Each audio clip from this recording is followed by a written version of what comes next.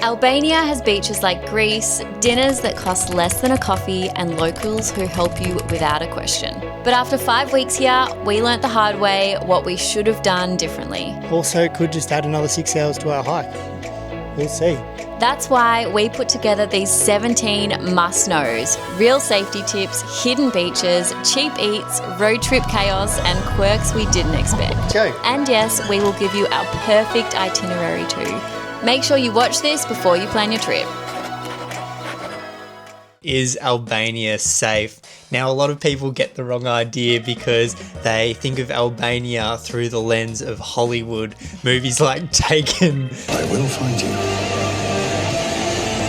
I will kill you. And other movies that involve Albanian gangsters, but they would be completely wrong because Albania is extremely safe. It has a really low crime rate, and in fact, we found some of the most trusting people throughout our whole holiday. As soon as we arrived in Albania, we hired a car, and they actually handed us the keys to the car without taking any of our credit card information, and we had the car for I think 20 days. But of course, you should still use common sense. I mean, in cities like Tirana, just keep your belongings close to you, make sure you don't flash around your expensive watch and all of that sort of stuff. But we saw no problems at all, so you should be completely safe. And on that safety, people ask about solo female travelers, especially while they're hiking up the north of Albania. And we found the hiking from Valboni to Teth to be extremely safe, well marked out routes, and heaps of people around, so you could easily do those things solo. Plus, the locals are so ready to help you, so you don't really have to worry about anything. Tip number 2 is that Albania is budget friendly. If you're looking to go on a Euro holiday and not break the bank, then Albania is definitely a place to check out. You can expect meals to range from around 500 to 800 lek. Now, when you do the conversion for that, it's around 5 to 8 USD, which is very affordable, especially for Europe. For accommodation, we stayed in some really lovely places and didn't really pay more than 80 Australian dollars per night, which is around 50 USD.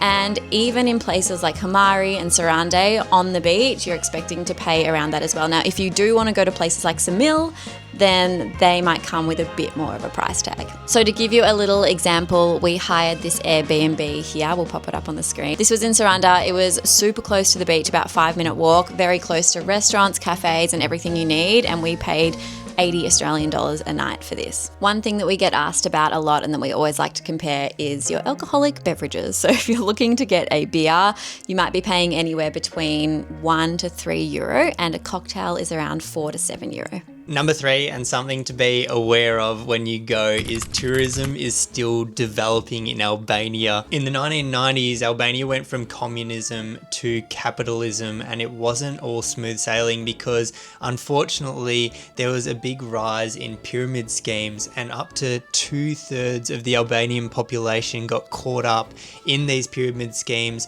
When these schemes crashed in 96 and 97, they wiped out $1.2 billion, which was like half of the country's GDP, and all those savings vanished. They had riots and near civil war. The economy tanked, stalling Albania's growth for years, meaning that they're still waking up to the tourism now. So when you come to Albania, you can expect more of a rough and ready experience. The roads are fantastic, the highways are fantastic, but then when you come into the smaller towns, you can get a lot of potholes and a lot of gravel or a lot of dirt tracks.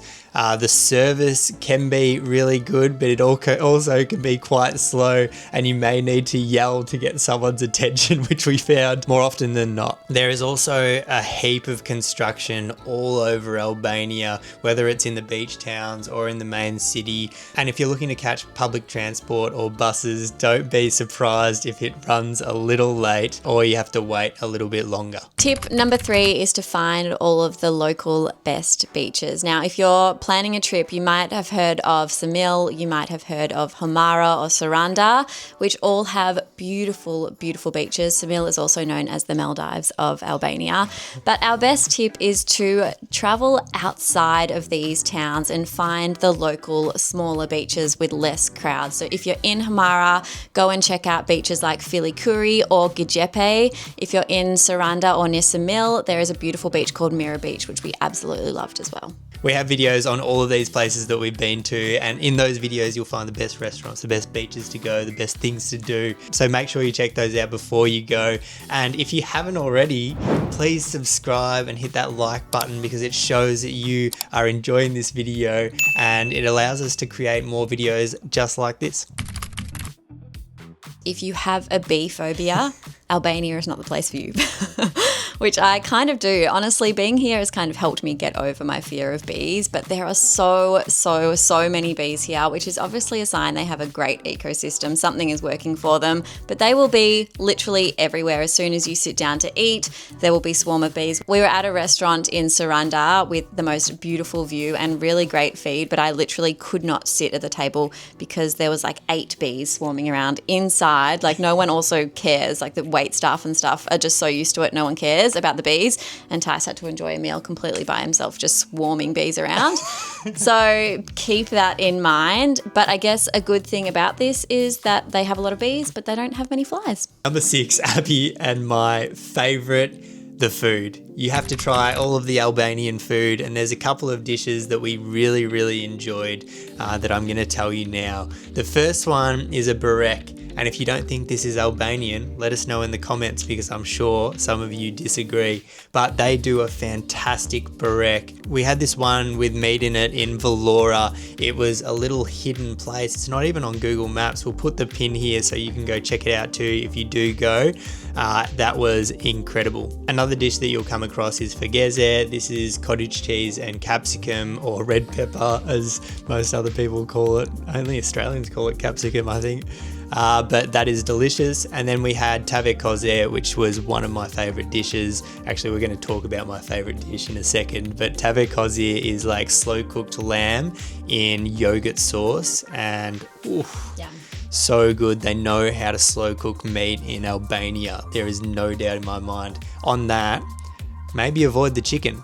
I haven't had a good piece of chicken in the whole of Albania. They cook it to the death, but if you guys know a place, tell us. And then finally, tri leche, which means 3 milk. Abby frothed this dessert. I also really enjoyed it. It was a dessert, like a sponge cake that had 3 types of milk. So I think it was condensed milk, evaporated milk, and normal milk. And yeah, it's just a really tasty dessert. Tip number 7 is to check out some of our best rated restaurants. Now, this is our own personal preference and some of the best meals that we had in all of Albania. The first one was Ira. Now, this is in Tirana. It is a very traditional restaurant and it was phenomenal. I think it was our second night in Albania and we were blown away. One thing that you have to get is the meat pie. Yeah. Honestly, Tice can't stop talking about it. If we ever make it back to Tirana, we will be heading straight back there just for the pie. And yeah, it was reasonably priced as well. Staff were fantastic. We got in early, got a seat and had such a good feed. Another one that was really special is in Barat. This is called Lily's Homemade Food and it was just such a great experience. We had to book via WhatsApp, which I found online, and I messaged him to book in because you have to book. It gets so busy. There's only like 20 seats, I think. Anyway, Lily, the owner, called me back. It's a man. He called me back and we had a bit of a gas bag for like 15 minutes and he was like, where are you from? And like wanting to know all this stuff. And then we booked in last minute, got a seat, and we arrived and just had such a lovely experience. We sat in a communal table, got to know sort of everybody, and then he was just divine. So definitely one to check out, and just great traditional food as well and reasonably priced. And then last one was in Saranda. We went to a place called Mendra and it was traditional food again. We had a pie, a burek pie, and some other little meatballs and nibbly things, but I think the service there was just fantastic. The food was delicious, but the service was outstanding. They let us go back into the kitchen afterwards and make some dough. ourselves. Make a pie. Make a pie. I got to roll out the dough and they taught me how to do that properly. And then they fried us up the dough that we ended up making and sort of put some sugar and salt on it. And had a bit of dessert too. So that was fantastic. And I guess that perfectly leads into number 8, which is unmissable experiences. Now, one thing that we did right at the end of our trip was head north to the Albanian Alps. And we weren't going to do this. But it was on the list until someone said we have to go. Yeah, and it honestly ended up being the best. Ended up being a real highlight for us. We hiked from Valboni to Teth, and you'll have to check out our video on that so you can get all the details on how to do that. But it was just incredibly beautiful. We went through one of the most remote ferry rides that we'd ever been through. The mountains were huge. The hike was beautiful. It was just exceptional. You got to do that. And when you're in Teth, you can visit the Blue Eye, which is this natural spring. It is the bluest water you have seen in your entire life. And chilly. And very, very cold. Bloody hell. Very, very cold, but go bless yourself in the water. It was fantastic. Another really cool thing that we did was visit this interactive play in Tirana called Albanian Nights. You dress in traditional Albanian outfits, and then they do this play, and you're included in the play. You do traditional dancing, you have some raki, you do all these sorts of things. It was really, really fun. It's super surprising. We didn't expect it to be so fun, but I was laughing the whole time. Yeah, we loved it. And then the last tip, and there's so many more, but I'll keep this one short, is visit Saranda Castle during sunset. There is the best place for a cocktail and a view. It's the best in the whole of Albania. I'm sure of it. It is fantastic, so fun, and you will not regret it. Head there at 6 p.m. because it does get busy, and for you to get the best seat, you've got to be there a little early. Tip number 9 is to know what currency they use. So there is their main currency, which is the Albanian lek, but they also do widely use euro. So both are accepted. When you do go to ATMs, you will find ATMs that just have lek, or some ATMs also have lek and euro, which is really helpful. In most places, they do take both, like restaurants, cafes, all of that sort of stuff. They will accept both currencies. We found it easier and more affordable to pay everything in lek, unless you're quoted in euro. If you're quoted in euro, then try and pay in euro because you'll end up paying a little bit more if you pay with lek. To withdraw money from any ATM, you're probably looking at around 500 to 800 lek, which is around 5 to 8 euro. Tip number 10 is that Albanians are some of the most warm-hearted people. Honestly, sort of at first glance, sometimes they can not seem so friendly and warm, but deep down, and then after you sort of have a bit of a conversation and warm them up a little bit, they are absolutely divine. We had some really lovely encounters with people in coffee shops, behind supermarket cash registers, and everyone's just really willing to help you out as well, which is just so nice. You can learn simple phrases like Filimenderi, which means thank you, and of course when you do that, they really appreciate that too. Number 11, the best way to get around Albania is hiring your own car. You can, of course, catch buses, public buses, but they're not going to go to all of the best beaches. And if you want to go to cool places like the Blue Eye, or like little hidden away beaches, or small hikes, then you're going to need a car. We hired a car. It cost us about €30 per day. And there's some things that you need to be aware of when you do hire it. So some companies won't allow you to drive your car on dirt tracks, but you really need to be able to do this, because all the best places are via dirt track. So make sure you check with your company before you hire it. And secondly, an unusual thing is when you're filling up your car with petrol is actually called benzene in Albania, which is, I haven't seen that anywhere else in the world. So, don't get confused on that one. Albania is not so big, and we hired our car with these guys called Skyline, and ours actually broke down. Well, the starter motor stopped working, so we had to get our locals to help us push start it, which was a real experience.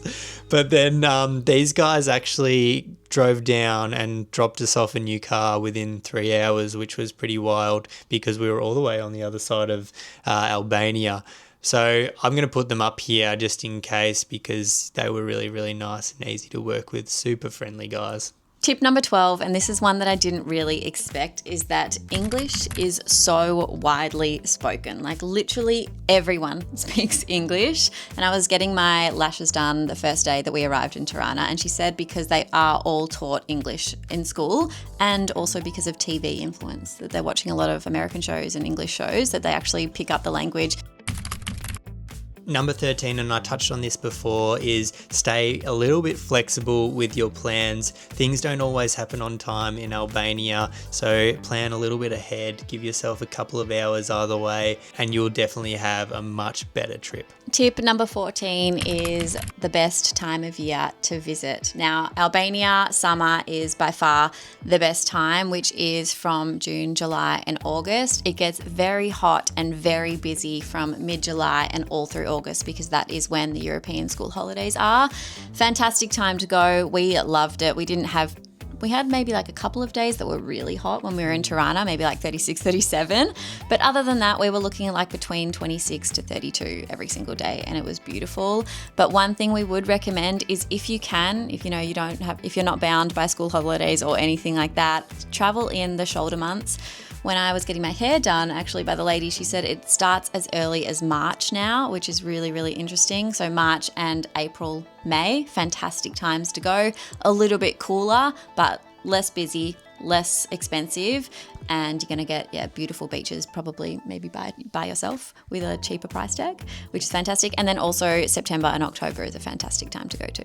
One other little tip is that a lot of the locals will go to the beaches on the weekends. So if you want to visit those really remote or cool, beautiful beaches, then I would do that during the week, because you're going to have way less crowds. We went to Gajepe Beach on the weekend and the whole place was filled with tents, and it was busy as, and then the day after we also went there and there was hardly anyone around. Number 15, make sure you respect the culture, and this is the same everywhere, of course, but Albania is a majority Muslim country. So that means that when you walk around, you, especially as a woman, you need to make sure you're covered up to show respect. And especially if you go and visit mosques or churches, just make sure you wear respectable clothing. Of course, on the beach, you're allowed to, wear your bathers and everything. But when you come off the beach, most places will have signs that say you need to cover up. And number 16, just to reiterate, because it was the best thing that we did, was visit the Albanian Alps. We could have spent a little bit longer there. I think we only spent like 3 nights, but it was incredible, and there's so many hikes and it's not very busy, and you really get immersed in the culture. It's the perfect place to be during summer in Albania. And tip number 17 is our best 10-day itinerary. Now, we will be sending out a full YouTube video on this with so much more detail. So make sure you subscribe to our channel so you don't miss that. But just super quickly, places that you must check out. Tirana is the main capital city. We loved it. Then you have to also visit Berat and Gjirokastër. These are traditional little towns. Probably only need about 1 or 2 days in each. Head down south to the coast. Our favorite areas were Himarë and Saranda, and of course Ksamil as well, with the most beautiful water. And then of course, like we've said so many times in this video, give yourself a few days to check out the Alps as well. And if you are planning to travel to any of these places on your trip, make sure you check out all our individual videos on each of them here. That is a wrap for 17 things that you must know before you travel to Albania. If you have any questions, please drop them below, because we are so happy to help. Make sure you subscribe to our channel for our full itinerary, and of course so many more travel videos coming your way this year. Come and find us on Instagram, because we're a lot more active there day to day. Slide into our DMs. We also do weekly question boxes there, so if you're curious about anything, we are more than happy to help you there too. All right guys, see you in the next video. Bye.